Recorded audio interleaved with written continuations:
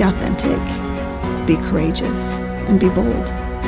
Be brave enough to be yourself and go after the things that bring you joy. Let your light shine. Chase after your dreams and have the courage to follow your passions. Because together, we can accomplish anything.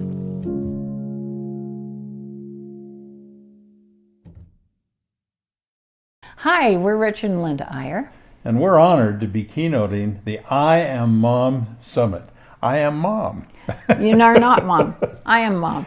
But it is such a joy to be with you today. No, but Linda, I am really honored I'm like a thorn among the roses. You know, there's thousands of women out there, and you're right here, and I'm here. Yes, you are. But I'm not the only man here, because Mike, Jamie's husband, is sitting right there, and he's filming, and so I don't feel completely alone. Yeah. We are really glad to be here. Some of you may know us from Joy School or Alexander's Amazing Adventures, and we've done, 15 books or something on parenting. But today, we're going to talk about something different. Well, I was going to say, it's interesting that we rarely get recognized walking around by ourselves, but when we're together, people say, "Oh, you're the Eyres," and well, except for last night at the game when someone said to me how nice it was that I could have a little date with my daughter for the bat. That, you loved it, I hated that, but anyway, well. Some of you do know us for programs, and we're into parenting, believe me, and we are going to show you how to get access to Joy School and Alexander's Amazing Adventure for values. But as you say, Linda, there is one thing more important than parenting. Right, and we've been talking about parenting for so many years, and we decided that it's time to talk about marriaging. We've been talking about it for a long time. Marriaging is really important. Well, a long time, because we just celebrated our 50th anniversary of being engaged. Yeah. Our actual anniversary won't be for 5 more years, since we were engaged for 5 years. No, 3 more months. But anyway, we are excited because we are releasing a book on marriage for the first time, and we've never really done one on marriage. The book will actually be you're getting it in advance, you lucky moms. It will be released right on the day of our 50th anniversary. We're pretty excited about that. But we did go, I got engaged to this woman 50 years ago on the top of a tower of a castle. It was actually at Utah State University, at the Big A. On a balcony, in a snowstorm. In a snowstorm. I nearly dropped the ring. We would have never found it. We would not be together today. Yes. But we went back up there a couple of days ago and reenacted that, and that was pretty fun. It was really amazing to go back up there. 50 years. That was a long time ago. But we had a ball. We put it on Marco Polo so that our kids could see us up there after all those years. And I got a new ring, and it was absolutely wonderful. So here's a question for you. When people are good parents, does that necessarily mean that they also have a good marriage if they're a 2-parent family? Not necessarily. And we know that there may be some single moms out there as well, and we welcome you today. But we are really going to be talking today about marriage, so take it or leave it. But Well, this is the interesting thing, at least according to our research. If you're a 2-parent family and your marriage is good or your marriage is improving, almost always that has a positive effect on how you parent, on how good a parent you are.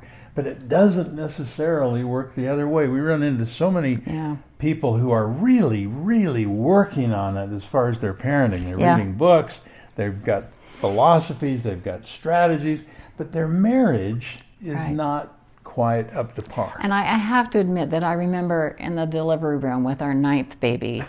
We have 5 sons, 4 daughters. I know this story. And I remember trying to take care of that little baby in my arms and looking up at my husband and saying, "Okay, honey, I got 9 kids now. I can't have 10 kids. You can't be one of my kids. You got to take care of yourself." And actually, that's not right. That reminds me of a story. I remember this is a long time ago, and I was with one of our daughters who's probably our most emotional sort of daughter, and she was just a little girl. She was probably 7 or 8. And I said to her one night, I said, "Shawnee," I don't even know why I said this. I can't remember what the conversation was, but I said, "Shawnee, I love you so much, but there is one person I love just a little bit more than you."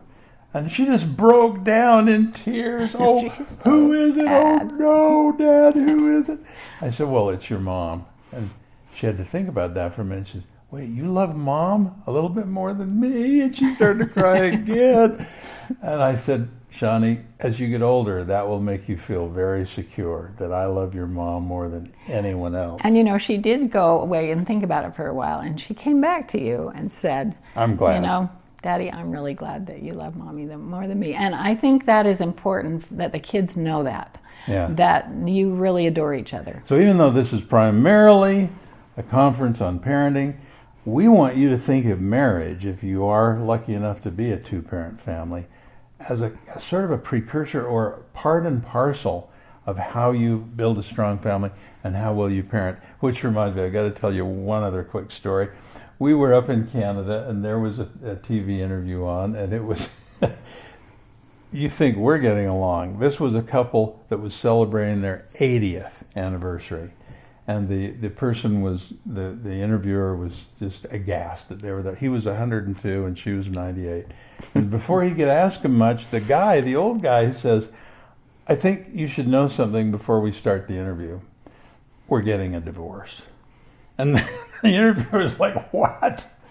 After 80 years you're getting a divorce? And this guy totally deadpan says, yeah, we thought it would be good to wait until all the kids were dead.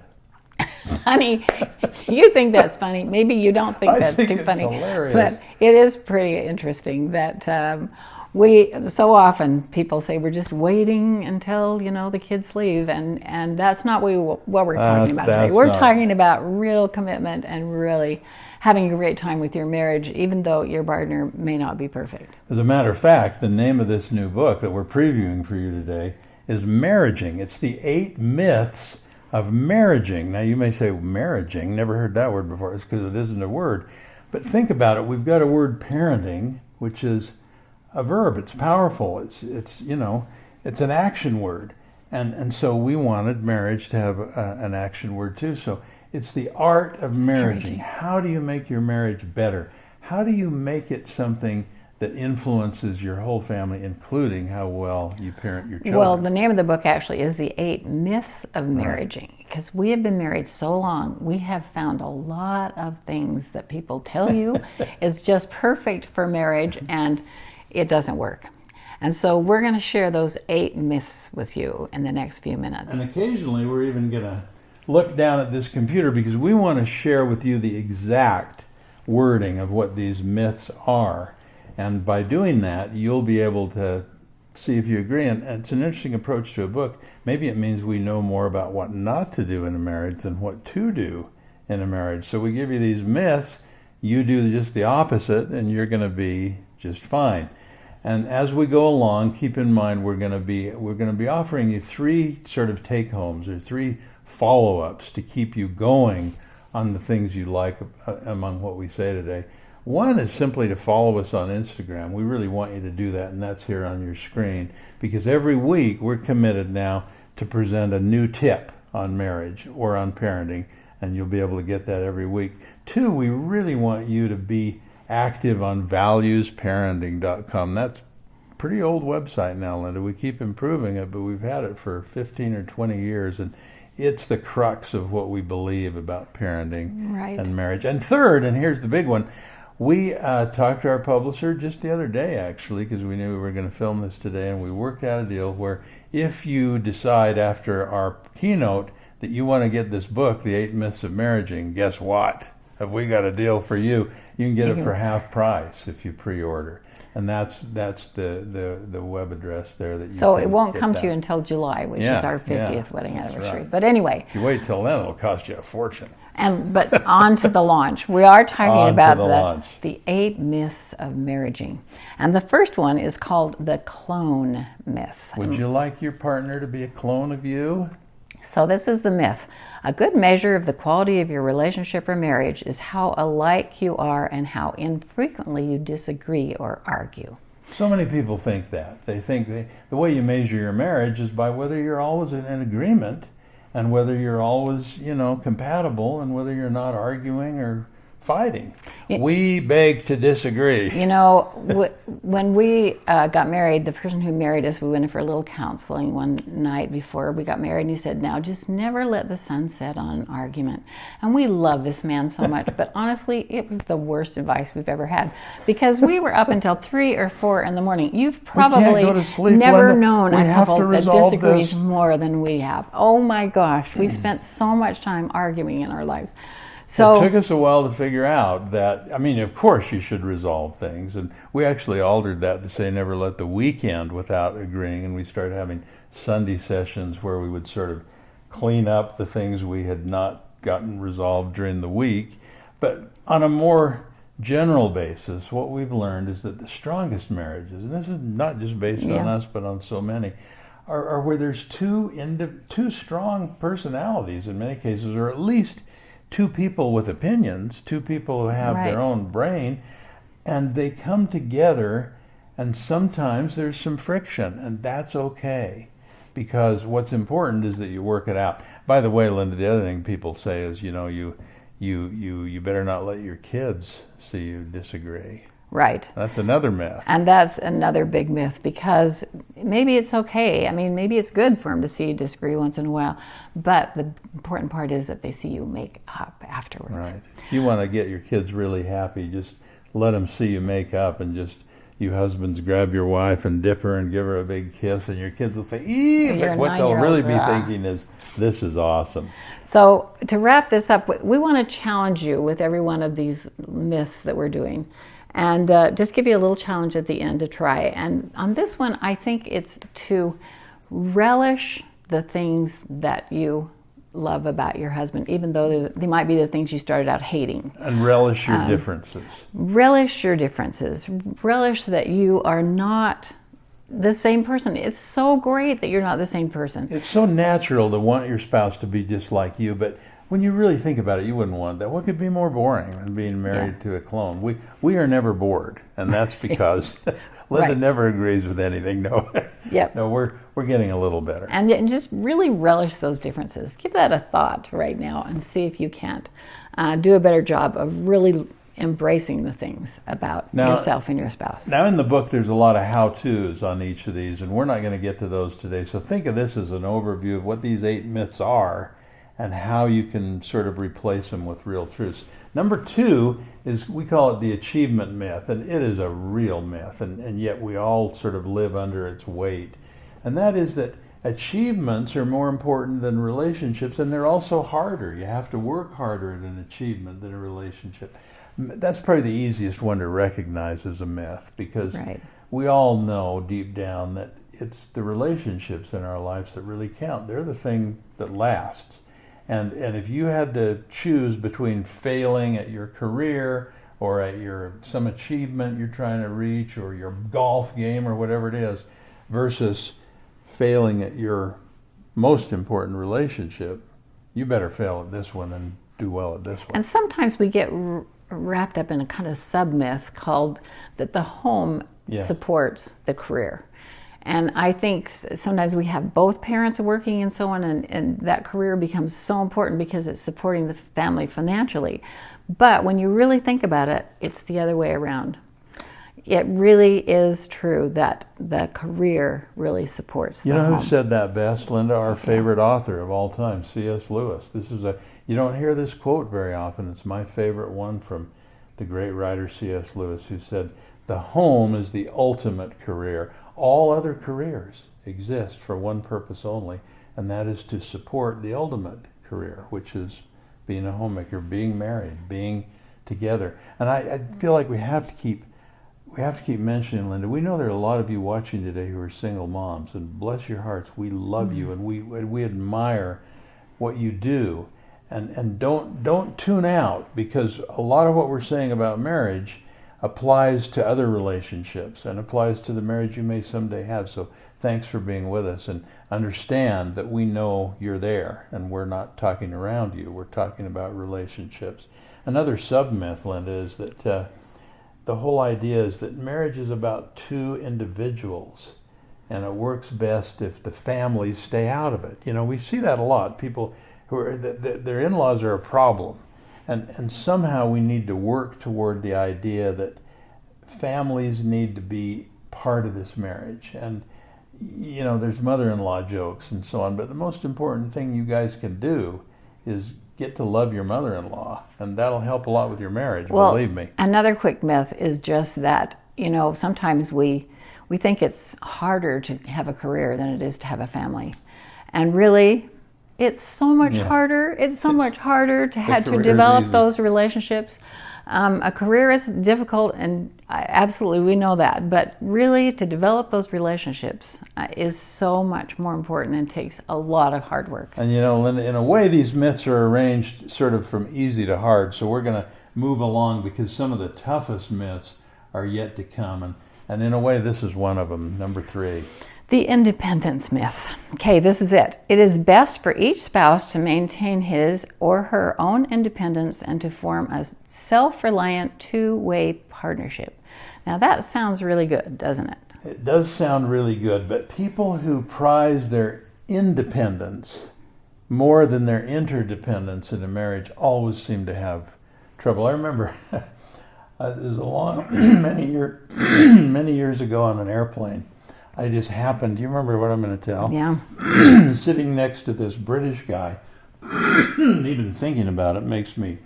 Sorry about that. This guy said, hey, I know 3 kinds of marriage that never have a conflict in them. This kind of goes back to myth number 1, too.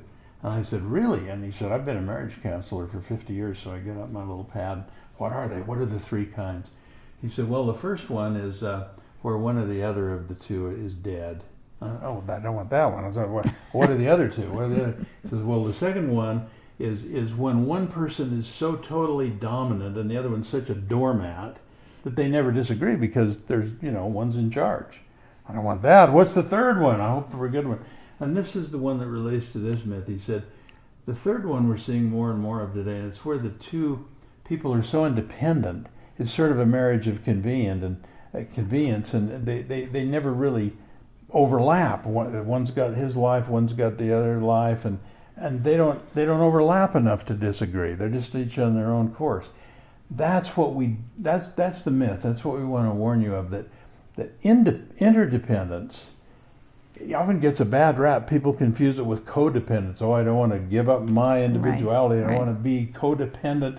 No, interdependence means simply saying, I'm going to be with you forever, and I mean that, and we are going to learn to have synergy between the 2 of us. Yeah, but this one was kind of hard for me to wrap my mind around because I am independent. Well, yeah. I do want to be independent. We're both individuals. I have my own interests. I have my own needs. I have my own things that I want to do, and you have different things that you want to do, and that's really good. But what we're talking about now is just that you combine to feel like you're interdependent on each other. Right. And I think that concept is really, really important as we go forward, because what I want is really important, but also what you want. And so this is how we figure it out, how we make it work. There's a lot of sub-myths here, though, dear Linda, and they help to understand this.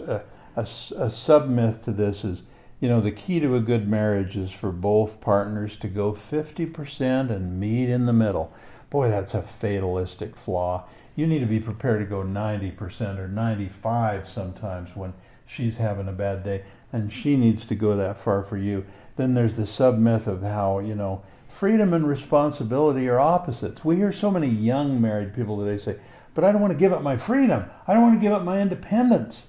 And you know, the fact is that when you make a commitment, you get a whole new kind of freedom. You're free from loneliness. You're free from all the things that, you know, surround trying to go it on your own. And you're willingly saying, hey, we're interdependent. And then the last one is needing marriage therapy is a weakness. We hear that a lot. Oh, yeah. Well, I don't want to get marriage therapy. That would mean I'm not independent. I'm not strong. Part of this, the answer to the truth that corresponds with this myth is get help wherever you need it. Yeah. Make your marriage Therapists are work. great if you need it. It really saves a lot of marriage. And so just to leave you with a quick challenge, I think the thing that's made us feel most interdependent is to have a 5-facet review. And once a month on Fridays, we used to go out to dinner, and we took a little notebook with us, and we reviewed our kids.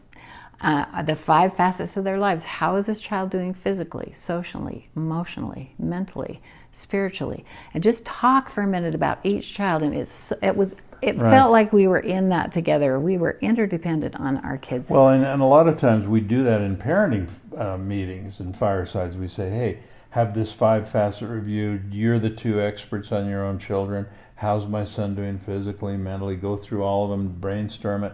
What we've learned over the years is that even though that's a parenting technique, it draws marriage partners closer together. Because if you're working together on a common cause, namely your children, that's what brings you together as a couple. Give it a try. It's awesome. And you appreciate each other. Every time we do that, I'm like, Linda, how do you know so much about each of these children? Because I live with them is the reason. No, it's because of your intuition. Anyway, too. it's great. Are you ready for myth number 4? It's one of the biggest myths of all. We call it the perfection myth.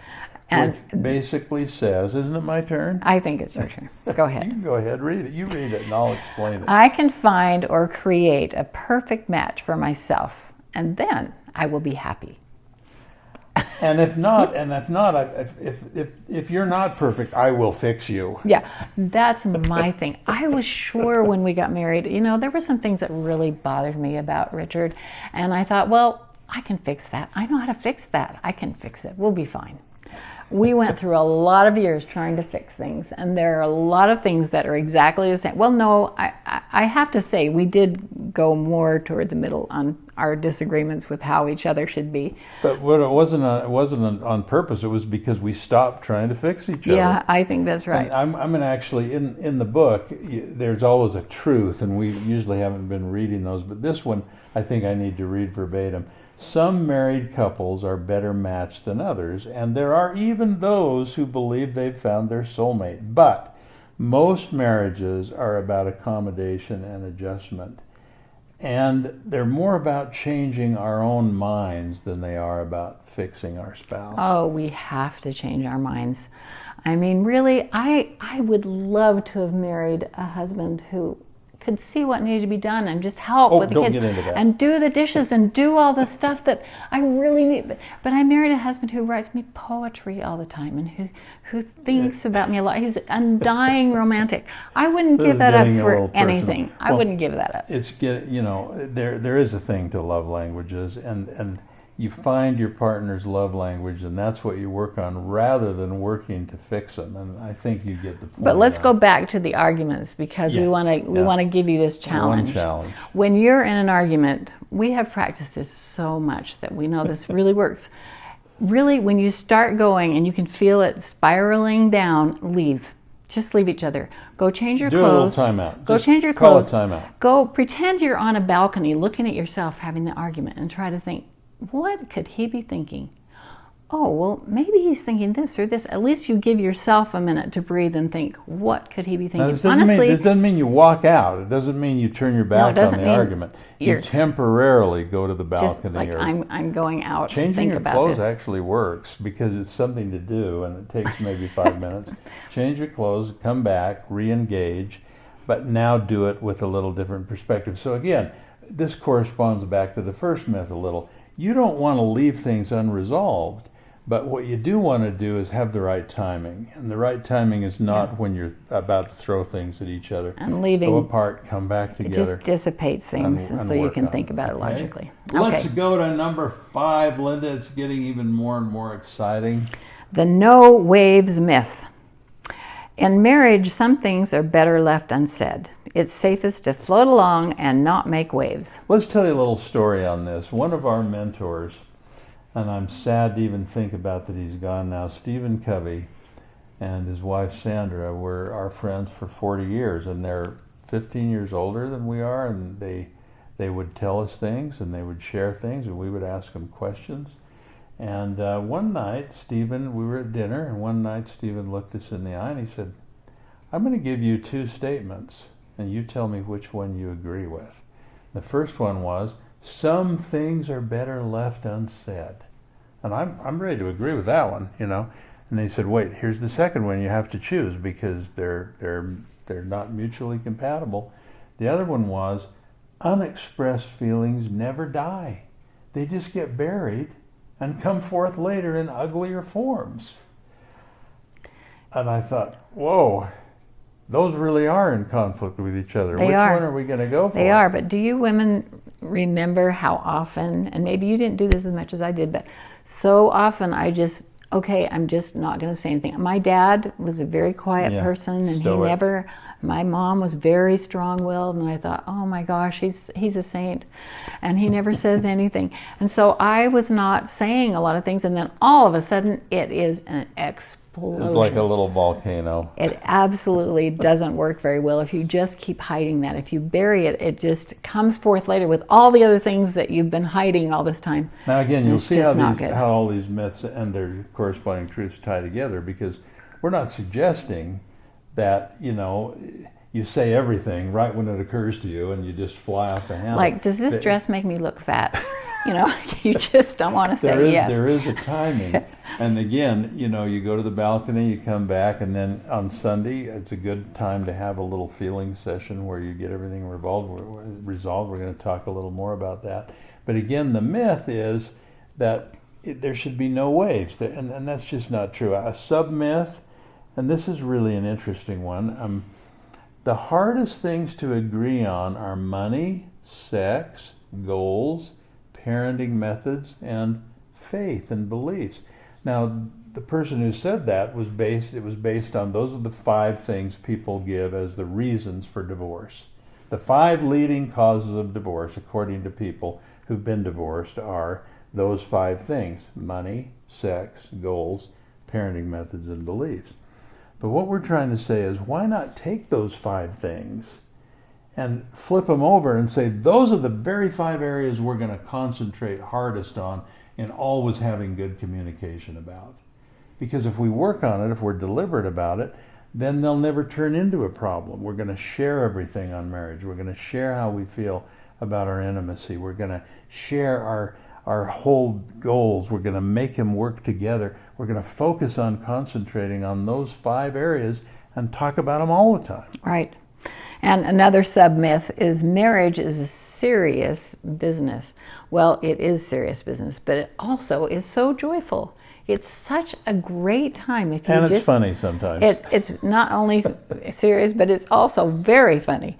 And it really is an interesting thing that, that's what we have to remember. We're having a good time, even though sometimes you have to remind yourself of that. You remember that we were looking at this study the other day, the thing people want most in a marriage partner, big survey, and the number 1 thing is a sense of humor. Yeah. So if you're not very funny, try to be a little funnier at times. And sometimes you get in some situations, honestly, where there's really only 2 alternatives. One is to cry about it, and one is to laugh about it. Right, exactly. Choose to laugh, It really is important to keep it light, and even though there's some serious business involved in marriage, remember how much you love each other, and remember how joyful it is to have a partner every day. And what was the one about, the kids all spill their milk in the same dinner, and you're like, it's not very fun, and you're not thinking it's very funny. But remember that crisis, this is true in marriage too, crisis plus time usually equals humor, right? Right, and when so things the are... worst thing that's going on in your marriage, wait a while, it'll be funny later. Yeah, that's really true. When things seem to be going wrong every minute, turn it around and remember the things that you love about your spouse. All right, now number 6. We'll dispense with this one pretty fast, Linda, because I don't think very many people attending the I Am Mom Summit are too bothered by this myth. But we call it the test drive myth. And the myth is you wouldn't buy a car until you had taken it on a test drive. And it's also unwise to make a marriage commitment before you've lived together long enough to know if you can get through hard times. Well, it's just silly. That's just a silly myth, although a high percentage of people are following that today. That's why 3 times as many young couples move in together cohabitating today than move in together married, because they believe this myth. They think, hey, we've got to try it out. If it works for 2 or 3 years, we get through some hard time, then we'll make it. And what they don't understand is that it is the commitment that will get them through the hard time. right? Yeah, absolutely. And it's so true. We have 2 little cabins on our property. There's a long story involved with that, but we rent it to couples, and except for one. I mean, we've had it for years, except for one couple. They're all cohabitating. They're all we cohabitating. can't find anyone that's married. And we absolutely adore these kids. They're mostly City, usually maybe just young couples, yeah. But and they love the outdoors and so on, and we think they love each other, but they just are. And really, more than half the people that are living together are cohabiting 3 now. out of 4 Was unheard of when our parents were young, or even when we were young. And I doubt any of you believe that myth, so we're going to move on. But the lesson for those of us that are married is you can't be too committed. And if you want to renew your commitments, we were in Hawaii recently, and there's a little chapel there. All the couples are coming. They're retaking their vows. Yeah, I don't know if you have exactly. to be that formal about it, but it is the commitment. It's a magic, Linda. Yeah, it's true. And it's security. You men, if you're not positive that your wife knows you are 100% committed to her, find a way to tell her that, because that will give her more security and more of a feeling of being able to be herself than anything else you could do. It's the glue. It's the glue that will hold everything together no matter what. It will make problems seem small if the commitment is big. So you moms go home and tell your husbands that. You've got to tell me that you're 100% committed. And Number 7, the equality myth. This is the biggest myth of all, folks. The biggest myth of all. It is pretty amazing. Read the myth. Equality should be the prime goal of your relationship or your marriage. Now, how can that be a myth? Aren't we all for equality?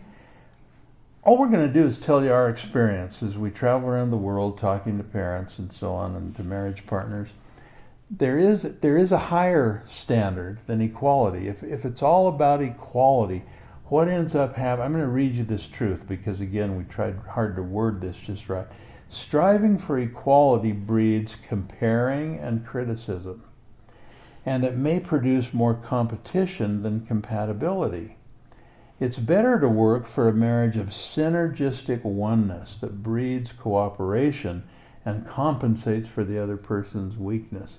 Now that's just a higher way of saying, of course we want to be equal, but not in the sense of saying, wait a minute, you're a little ahead of me on this. Wait, we went out with your friends 3 times last month and I only did 1, or how come you're going here and I'm not? It's a little like it's like early feminism. Feminism is not this way anymore, but in the early days, I remember as a graduate student at Harvard, these women who were basically saying, if you're not the same, you're not equal. Yeah. My lot answer of was that. always, wait, can't I be in a company, have a vice president of production and one of marketing? Can't they be equal but different?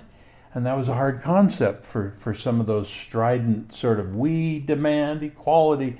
So yes, equality, but in the sense of oneness and synergy, not in the sense of, are we doing the same things? Yeah, you might be asking yourself out there, why do I clean all the toilets? And my husband doesn't clean any toilets. Although most of you're in a different generation, because a lot of you have husbands who clean toilets. And I think that's awesome. But, you can go too far over too. I mean, if you're home with the kids and the husband's working all day, you can't expect him to come home and clean the house. But I mean, you've got to work this out, however you work it out. And I think it's fabulous that the husbands have shared so much of the responsibility at home. But it doesn't have to be equal. And I really think I'm never going to get you to clean toilets. I've really tried for 50 years. And I will, when we finish this taping, I'm going to go clean the toilets today, okay, just to prove you wrong. You are my witnesses. Okay. No, but you see what we're saying, and go for the oneness. Oneness is a beautiful word. Oneness means, hey, we're not the same, but we are equal in the sense that we value each other equally, and we are the same in the sense that we find synergy. That's a great word in marriage, isn't it? 1 + 1 can equal 5 or 10, depending on. And I have to say, Linda, I don't mean to get too personal or too syrupy here, but this woman compensates for my weakness. That's why I don't like to speak by myself. That's why I don't like to write by myself. I mean, maybe we are too interdependent, but I think that's what we're all looking for, is oneness.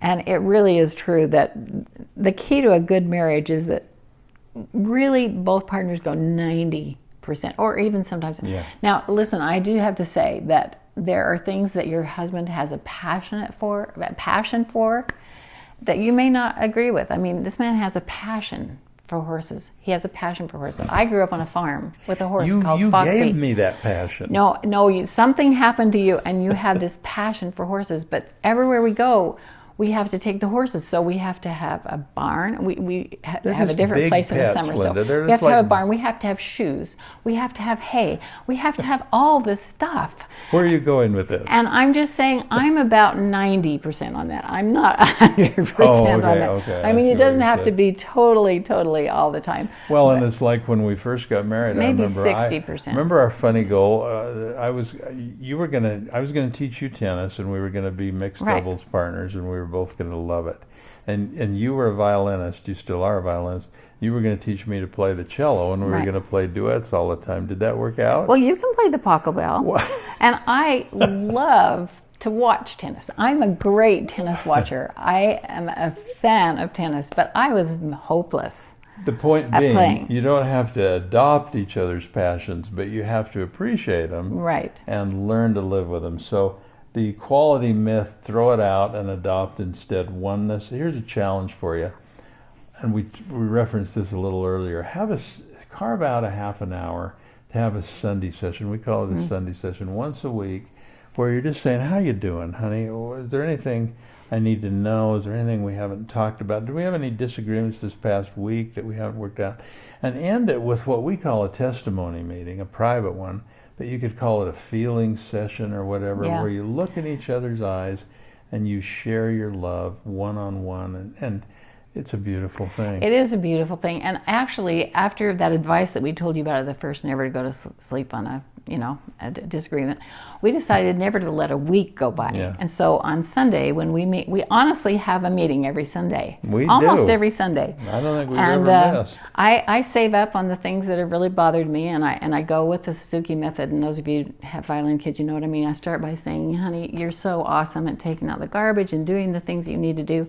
But really, you said something that really hurt my feelings this week. And we need to talk about it." And in that setting, you're never offended. In that setting, you're like, "Yeah, let's work that out." And I'm sorry, I didn't realize I did that. We start with a prayer. In fact, that's another thing about, back to the interdependence thing.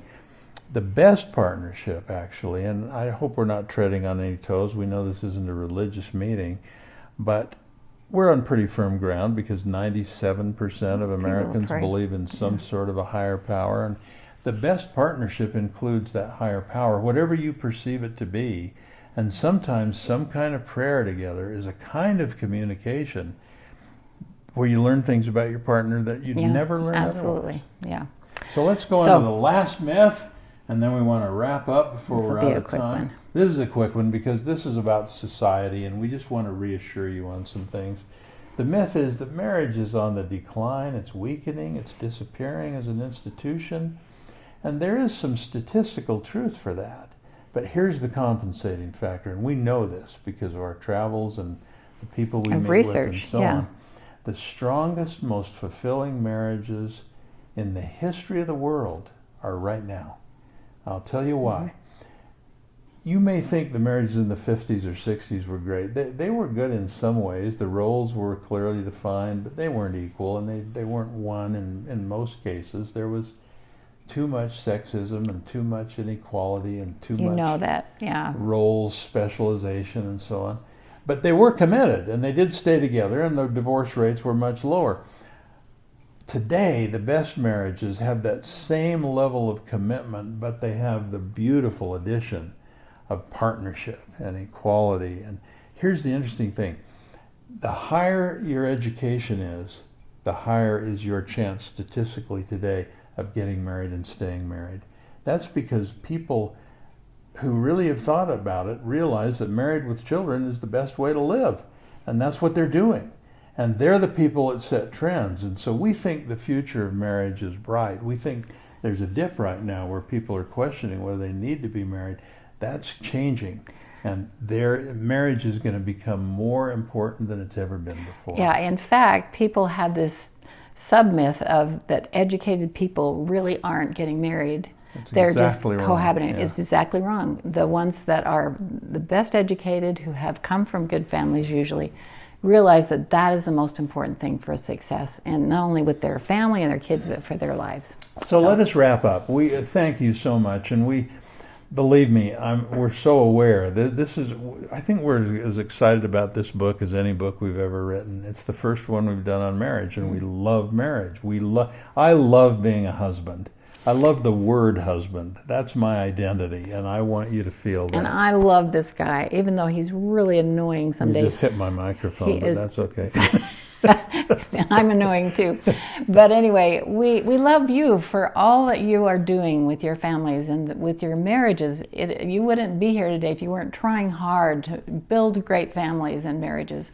So we appreciate and love you. Just 3 follow-ups again, because sometimes when we're out speaking and we have a big hall full of people, we give them our spiel and then we leave and we're like, there's no follow-up, there's no connectivity. And that's why we love the way this I Am Mom Summit is set up, because this is the opening overture. Yeah. There's so many ways to follow up. And again, we love the fact that we're now authorized to give you this half price on this pre-order of this book, The 8 Myths of Marriaging. What you need is a code. I should tell you that. And here's your code: MOMFRIEND. MOM. And it'll probably FRIEND. It'll be on the screen. Put in that code. You're the only one with that code. That's what'll get you the book for half price. Secondly, again, I'm no social media giant, that's for sure, and neither are you. No, definitely But we not. do post a parenting and marriage tip once a week, every week on Instagram. Richard Linda Eyre. Just find it's on your screen, and be with us on that. And then finally, this valuesparenting.com, think of that as a co-op. That involves hundreds of thousands of parents who go on that site, who either do Joy School or who do Alexander's Adventures. But most important, they're united in their families and they support and strengthen each other. We want you to be a part of that. So thanks again for staying with us, and for the organizers of this wonderful a chance to really be a better mom and a better marriage partner. I repeat, I am mom. And I am really the mom. Thank you. Bye-bye. Bye-bye.